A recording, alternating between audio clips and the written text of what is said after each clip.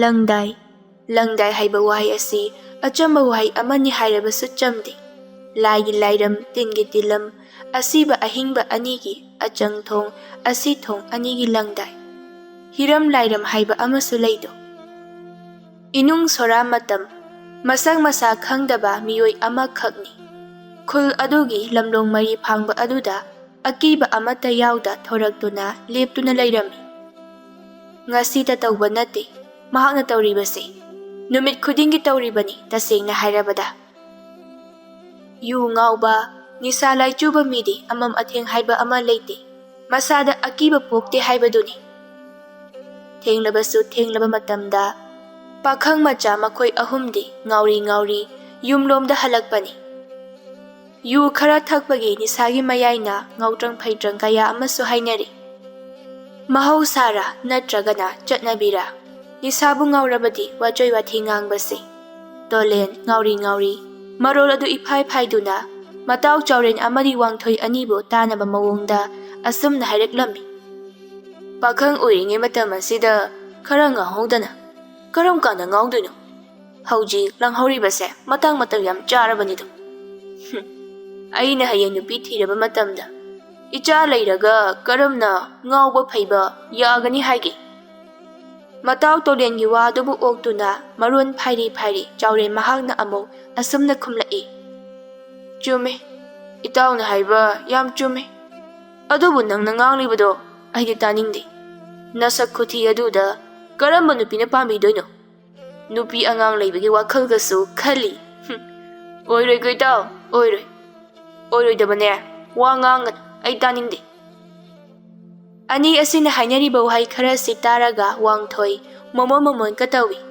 Yu ngauraga nokmi tawba hoi mai karimta haidaba thina chairabasu afaba hairabasu tumina leibase. Wangthoi mahakidi haunabini. Adubu ngasidi mawong iman-mandana mahaksu asumna haireklami. Yare nakoi anina ngangnaribado amata taningdi. Lambi chatpase tumin chase. Mi lekai pumba loi tumnakre. Nakhola chawbaduna nganglibado mi loina tumba yaramlarui. Haujikse ahingni nakoibu khangdro. Tapthau wari saba ngangnaribado hairubadagi henadum hauna ama toiba khonjelda nangna haribadu chumi haina pakhum piraklami. Matau aduda wangthoi onthokpani haina khalami. Asumna wari saduna halakpana haujikti lamlong mari phangba adu yaurakadawri. Laptakna ngauraba mamit anising aduna mami sami mase marang oina uri leisabi nupi ama na lairibado. Zagoi saduna athengba ahingda. Matau adubu urabada chatlambadu leptuna gina. Nisaga loina handuna yengduna lairami. Tolen nik lauraba khonthokta asumna kina haireklami. Kaino tawribasibo karaidagi nupino ahinga sida mogi lai haibado oire jala aidi yam ki. Chawrilsu tolenda chetna konduna kina haireklami. Aisu ki kaino sibo aikhoi hum ngasi soidana ahinga sida siba tare buthoi haibado chumine side. Wanglen kanna lauduna. Lao, adude khoi thawai hingnaba chalhorase. Ahingda Safongbi Leishabi. Masang masa maming khangdabi asigi makhutta arimada thawai thadogi sarupudi. Asi haraga pakhang ahumdo thawai de hinghoraga loire khanduna lao khongduna mayum tamna kanna sensilami. Adubu mikuk asida khangba ngamdi. Leishabi asi kanano haiba. Adubu khulaikai adunadi hainarabani Ahingda Safongbi Leishabi haidana.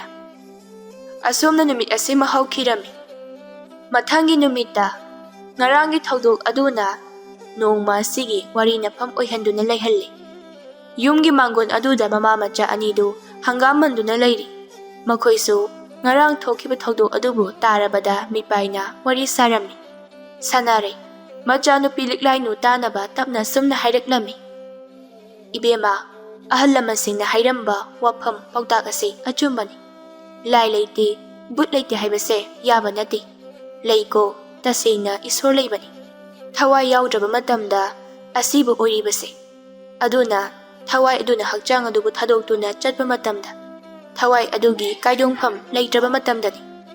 Leirak khulakta saijinda thawai na tongduna tamna lai onduna lei haribase aduna tingkhet laikhet patawganu imana haribase nang khangi ko ibema asigumba mamagi haikraba wafambu hanjin hanjin puthokduna ngangba asini liklainuna mana taningdaba adubu hainabini khanduna sauruba tawdre ngasidi aduna tapna khummi nokmi tawraduna hoimi ima nachaloina khangi kadawrage imana takpiba hauna lonchat pumba nachaina amata kaidina chatle imana haiba loini yariye yadaba amata tawdi masida imana haiba loikraba wa adubu puthokduna hanjin ngangnibado tandro nachaidi taningdabana loiri yamna phajana tapna hairamlaga loirakpada karan ama tarakpa sida ingak he ngakle amadi sausu yam sauningi tasena aduna sanareidu machanupida asawa mieng ama yengduna asumna hairami tawri se yengoni yamna nungsina hairami aduga loirakpada mama aingonda khatnaba hawra amini nangi adugumba mawong mataw adunadi karamna nayum palaga migi mayumda leigani ha kari sulaitana aibu mina ngangna khibado madura nangna pamliba sibema ha haurakli mama macha anigi haunabi asi mama na nganglibado taningdraduna liklainu suktokduna nakanamada leithokduna leirami machagi maithong asida yamna karimnaba mali aduna phamduna hangam manduna leirambi mama sanareidu sauna phukhawgatuna machada onsenduna machabu chayraklami chawrakle haduna nama aibu usitribani ne ha adumna kane ithak kaduna chaike hadudi tong aina pije pithak tawduna nangase chawraklibani aduna aina haiba sakpada khara sutaw liklainu mahaksu tapna hawatuna mamada leisinduna machin adu tapna khumi kari janarigi ma nana kari sulaitaba wa sida sauduna tawribasiba ha mimang thoklaga khanaba yamna pamagi mawonglo imagi se aidi ikaije khanaba sima ima budi hanuraklabanina ikairamoi aidi kaiko ikai haisini machana haribadu khumde yendaida manba loiraba hangam adubu puthokduna phingna imungda changkhirami upai leitra male haina khanduna tumina lehori liklainu mahakti mangon aduda lengdana pendana soli murum asumna chimbal aduda karino haiba ngangningi chainingi haidunabu matang matam yengdana pangchai haiba macha phaningini haiduna matang matam chadana macha waraklabadi machaga adum khatnaba tabani macha leisabi ayima leibagi ma khara pharibani natrabadinya ngauchatnaduna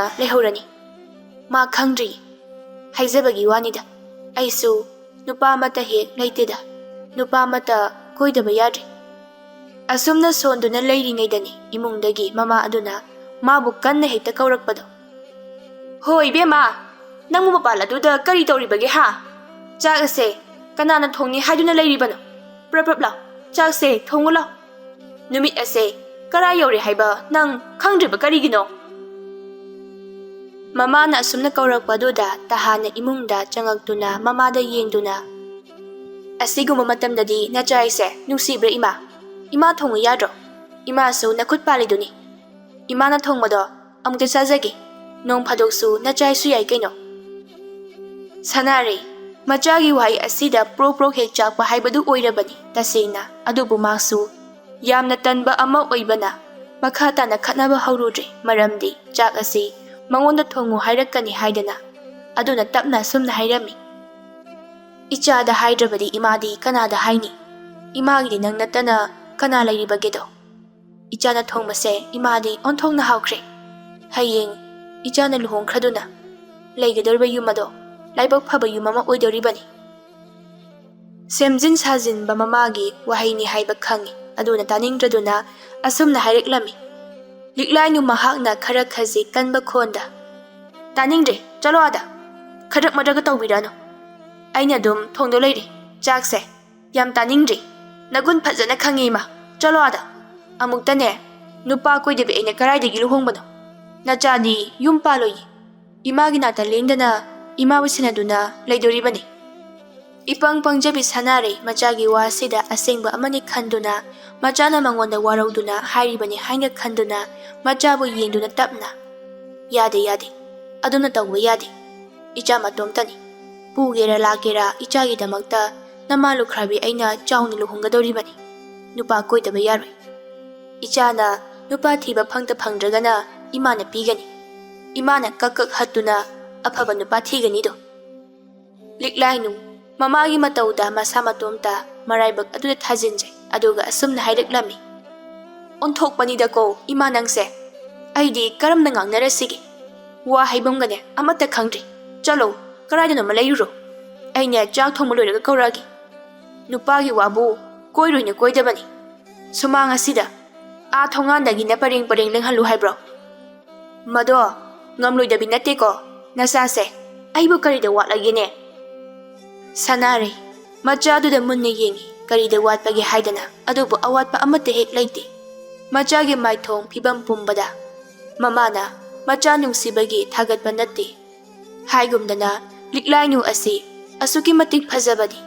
Pakhang kayana pamba haibadu oirami. Phajaba khak nattana magi icham chamjaba matau thingaw laiba asidana hena pakhang mayamna mabu koitandana ngawnabani do. Onthokpagi hairuba haibadu hek tawi mamagi matau liklainu asumna hairei. Ima yare amuk phawbu udriba amagumna yengduna lairibadubu kariginomi. Aise nachani. Horene aina tummadara karinoma hek yengu. Aine ngayhakta ina chagase tapnamukta thongeba. Ngayhak lairadi chag chage haiduna angang amagumna ningai tawrani. Nokfet tawi machagi wahai khara asida adubu khumdabadi tawdi. Tapna khummi yamna gyan taraba amagumna. Hoi. Ichana haiba imana adum ingi. Thongo chakto. Tapna thongo. Aine tawba yaba karino ngayhak tawrugi. Machada wasi hairamduna chaksang adudagi thokhirami. Liklainu prab mai thagatuna chak adubu thongnaba hotnarami. Chak mai thagat khraga chapu mahi saurokpa ngaibaduda wakhan adu mawon kayama khali. Lairaba khangpoksang asida imai cha khakta tarak leiba sida. Aina yumnak sagai onduna chatlabadi imana mukamdauba. Aibu yum pandabida sumak leiresira. Aduga imana aibu amuk thadoktuna chakraga. Aina mukamdauba. Itomta lehaugadra. Asiguma wakhalase. Khalurabadi sorgase honba onthongna wakreda. Khanba khakni. Laibak asida isor mahakna karibu tamliba haibadi kanamana khangba uba nattedo. Aduna nongdam mamana tambirakpa nongdam khon adubo ngaiba tabani. Somdana pakhang ahum adu khungi pukri achauba aduda irujanaba tawri. Pukri adu ayuk oibana leisabi amata leitre. Adubu manak nakpada ahal kharadi adumak leirami. Chawren ahal adubu ta sanumatagumna kanna hai. Miyamna hainabada chumi. Ngarangdi aikhogi pali tara male. Hekta thainai. Masakadi uba natte. Adubu yengba yaba phiba murtidi adum oi. Masamkado joy taradana kayada phajaraba. Hariba wadubu taraduna ahal aduna asumna khumlai. Ise onthoida. Nakoi sungarangdi thainaraba oireko. Aikhoina naha oiringadadi thokteni hei masigi posak ase. Tholakpa kuidri. Khul leikaigi naha mayam manaraga tangdangba madi khangdokpanadi pharabani se. Tolen ahal aduna hariba wa adubu taningdaba oidi yaningi. Aduna mahaksu tapna khummi. Hoi khurana haribado chumi. Amukta karino haiba khangdokpanadi pharabani. Natrabadi akaiba yamna lakpa yana leire khulasida. Ngaihak aduda irujaba lakliba nupa makhaidu wakhal adu chungsinnai. Makhoi mayam kari tawrasige haiduna. Khul leikai adu mamifam ama phamlase haini yanarami. Aduga ahalsing adudi yumda kanakhre. Adubu pakhang macha makhoidi wachoi ngangduna makhadana hauri. Chawrena ahal mayamna ahingda thoklibado kanano haiba khangdoktringaida aikhoi memanaduna amuktang khangobana pharoidro. Tolen tapna khummi. Yabudi yai nangna haida chawre. Ada ahing oibasida isada khautak ami chaba tawrise. Hariba tolen wafam asida wangtoi asumna haireklami. Nupa natabagum adumna hainu deibo. Nangsu aikhoyum suridana. Kanana gari toba ngamni haibagi. Nupa natro Horen ahing hekta yengadawni. Lairami haibado khangani ngasidi. Wahai sikhak tabada tolen masado yamna kirami adubu uthokpa tawrakti tumina leirami. Asum tawduna makhoi ahumdu irujaduna mayum-mayumda loina hanarami. Numidang wairanggi matam oirakpadu waini. Ngasidi liklainu adu makhoigi yumda mata kayaga harau-harau wari watai tawduna singju chaduna leirami. Singju aduna tokpa loirabada asumna mata thambalna haireklami yamna tapna. Laikai asida hainaribase nakhoisu taramgani. Kiba namuktoiba. Aidine chak tokpagi kondu phauba itomta hek phingba taliko. Aidi masagi hanadagisu kharaga kigenbaga loire kibada ai. Ajumba wa oibana madanu reisu asumna haireklami. Adu hairaga aidi kimandana. Aikhoigi imaga phawbane hek khanarabani ngarangdi hekta. Liklainu noktuna khangningna haireklami. Kaigino nangdi karigi imaga khanaribano. Nurai haibe makon thokna noktuna khummi. Atai karimgi nateda. Ho aina ne kina kon phengbado ngaibiyu yadena hekhana thokpa. Aidi yadeba. Aina haiba wase amukta yadraba. Mido hekta khananingbagi ihulama layeba. Makhoi ahum ase haiduna walawna nokjai. Leisabi ahum adu sumang aduda phak ama thaduna phak mamangdana singju kompak ama tham. Maya higatuna laibadu uraga imungdagi. Liklainugi mama sanarei adu thoraktuna macha singi mana aduda laktuna tapna phamthai. Aduga mawonggi iman mandana maksu asumna haireklami. Noise karam tawduno haibanida. Nayado higatuna asumag leiragi haribro haiba. Nayum panaba tawruni noibo. Liramlani chahi singdo amukta panawne noibo. Sidane punna phamlinge sida.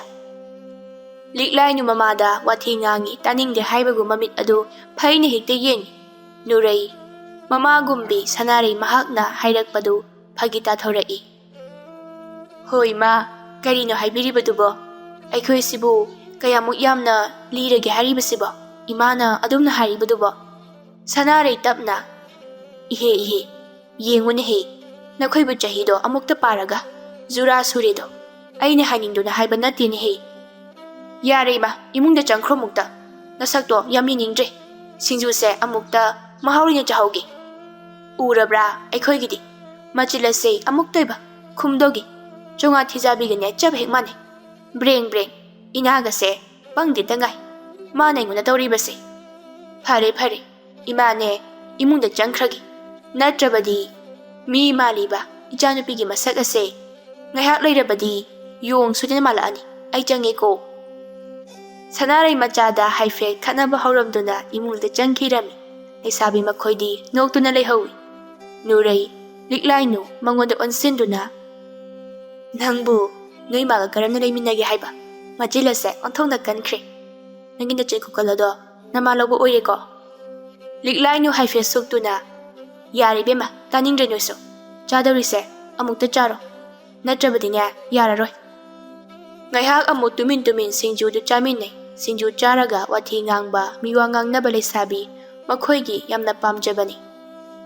Thamban yam lushinna asumna amuk mata anibu yengduna tapna haireklami. Ima hoina haiso haibani. Aikhoi nupa amta hek koidi. Aikhoibu nupa phangdaba tarimi. Luhongmagi matamdi oireklabagumani.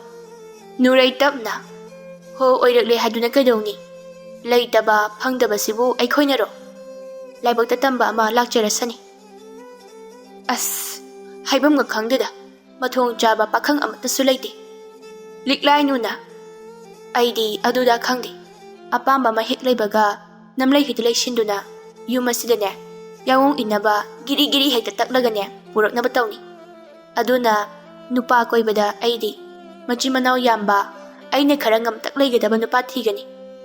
Aina hariba wunsing ase hek phangdru makhaidi punsi asinane leiriba makhai sitabi mingtholado phangduna leikrasano. Loiri makhoi khara punba asida tahaiba wari amate hek sanadre. Amadagi ama mari hek sanai. Amuksu wawa launa nokjai. Ngayak asumna wari watai tawduna leiramlaga numita silakpaduaida mayumda loina hanarami. Aduga yungi thaba inkhang pumba prap tawi. Masi khul asida leiba leisabisingi chatnabi hainabini. Khul leikaida leiriba leisabi pumnamak loina phai. Aropa kumhai sanaba sakhangdabi leisabi Ahingda Safongbi masang matau phajabi adubo ngasidi kanano karino tasingba ama khangloknaba hotnarasi haiduna pakhang ahumdo leirak khulakta lumduna chaiduna leikhiram. Numidang cha ising loirabada mama machani do hawba hawtaba thidana chathoklabagi tungda mama oiribi sanare mahakti waduna tumnaba asuma nganna changkhirami. Adubu liklainu mahakti langchak chaktuna leihorami. Somda pakhang macha ahumdu yu khara thakduna leiri. Ahingi leisabi adubu ngaiba oina pungna asum thenglakpa michik mirakon taraktaba matam asida akiba haibadu matomta mathanta asuma poglai wakhalda. Tolen mahakna khara hena kiba oibana mataw anibu yengduna asumna haidaklami. Wakhalse ngasaidagi karisu khandabani adubu haujiti kibana loiri. Aduna sihodringai sida yumda mukta hanaba tawrasiba.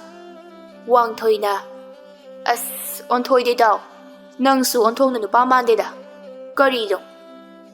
Ngasai numidang wairamdagi masigi matam asibu yorokpa ngairaga hauji matam yoromdai sida yumda halase haribasibu karino. Jawren haifen noktuna phagi tawraklami. Hainaba leibani koi taw khara kigenba misina hena butna pami haibani ko.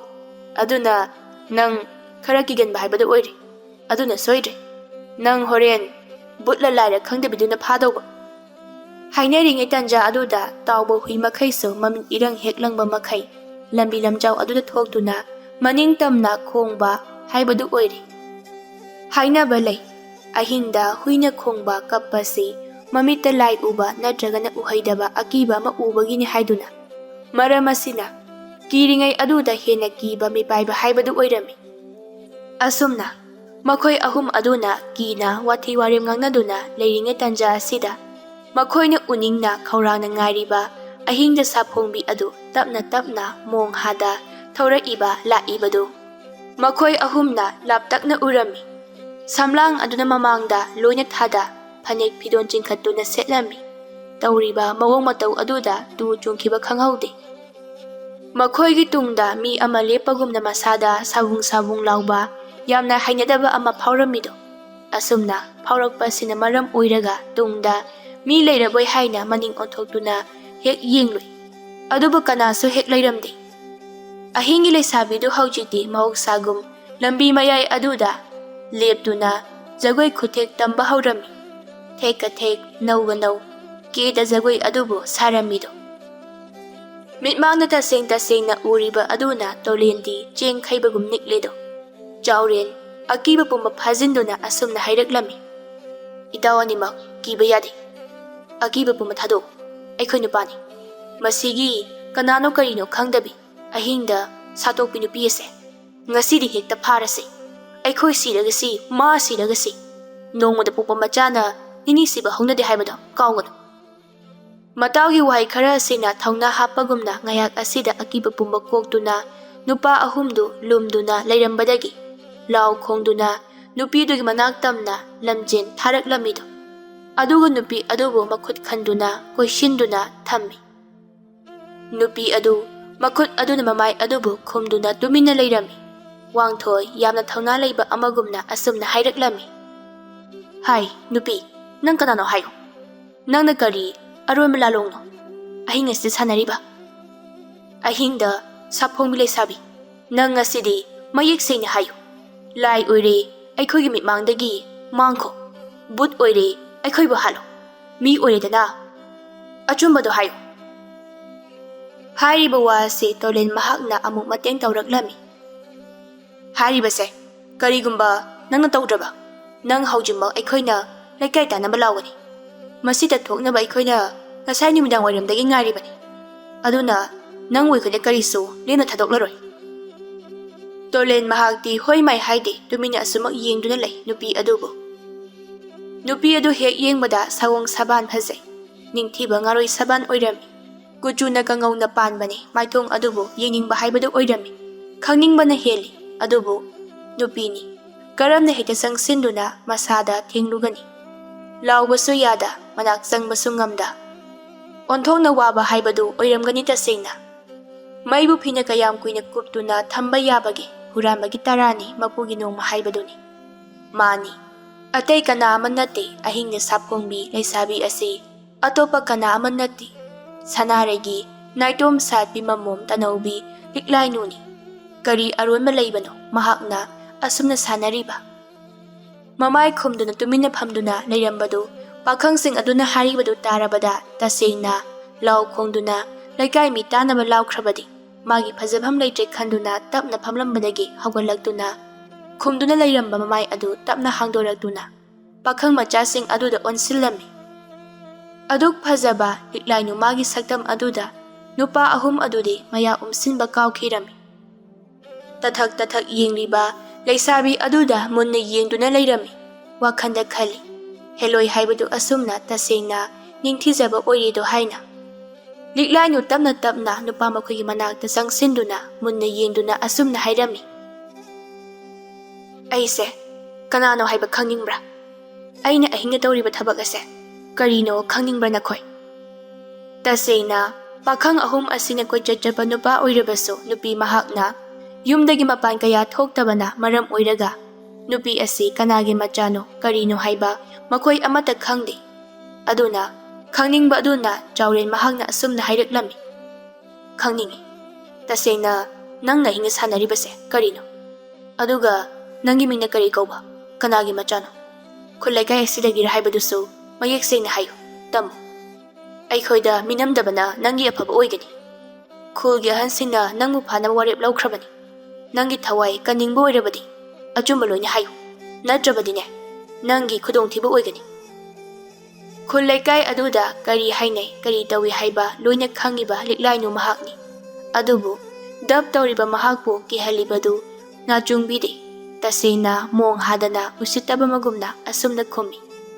Liklainu haiphet noktaba yade mawonggumna noktuna. Noise. Aise kanano haiba khangdraba mali. Mado yamna phai. Aigi ming liklainu kawi. Ai khulasidagini. Hingnabagi lanthengda khutta thawai haptuna Leishabi aina ahing asida thoraktuna tawdaba yadaba amagumna tawriba thabakni. Aina tawriba thabak asina khulaikai asida akiba amata piba leite. Wafam asida ingangakpa haibadu oirami kamdauna ahingda thoktuna punsi lanthengnaribano haibadu mayek sengdabagum tawi. Aduna magi wa asida tumina layramba tolen adu haujiktada yamna khangningna hanglaklami. Karino nangna haribado mayek sengna chumna hayo kamdauna oigadoribano ahingda thoktuna nangna jagoi saraga. Miyoiba pumba mapan thongda nokliba minoki marumda magi oiba aronba wari kaya ama lengdana layribani. Nungpal naiba namu taibang miyoibanido. Matang charingai liklainu achumba adubu hairage haiduna asumna amu hairaki. Haibiga tazo. Ayese asiba haibadu oiruraba misak amani. Punsigi khongjat ngasi hayeng tamangamdabase asuki mati nungsijaba miyoini. Aigi imagini haibada kana laitrabada. Aini asiba haibado oirabada. Mahakna naitom hingawgadaba. Adubu uraga aina asiba laida haizaduna ayamu hingbanido. Pakhang ahumdu thajadana amana amada munna yengduna lairami. Tasengna wari asi tabada akiba amadi nungaitabadu phawramido. Chawrena wari sina takpadi nangase asiba aduga mu hingakpa adusu imagidamak khalaga. Mama nungsidaba machabu ngasigi taibang asida layramgadra. Aisu imagidamakta khalaga hinglibani. Ahing ima amadi kanasu khangandana aina thoktuna jagoi sari. Masina aigi punsi sangduna imagi manakta imagi mateng tawduna hingadoribani. Imana manchaiba thadoktuna chatpa mikupta aigisu aroibanido. Liklainu wahayasi hairaga kappi makhondi thokta. Ngausinaduna nong phunganbadagi numitaba phawba thabak mana amata suda. Cha khara charaga chatuna laithokpa yumgi amadi ima ipagi karimata khandaba pakhang ahumdu Liklainu mahakna nupi ama oina pokjarabasu mamagi amadi imungi kayagi matit khaliba masi khalubada mikup asida wakhan khangta hek taraklami. Wari tawduna leiringai matam mana haukhibadi khangaudabana nongalakadori. Yenba laba khongbagi makhondu taraklami aduna wangthoi liklainu mangon onsinduna. Phare nangso mina udringai yumjango aikoi sahalagi. Asumna hairamduna liklainu mayumda hankhirami. Numit asidagi suningdaba pakhang ahumdu wakhan tarami.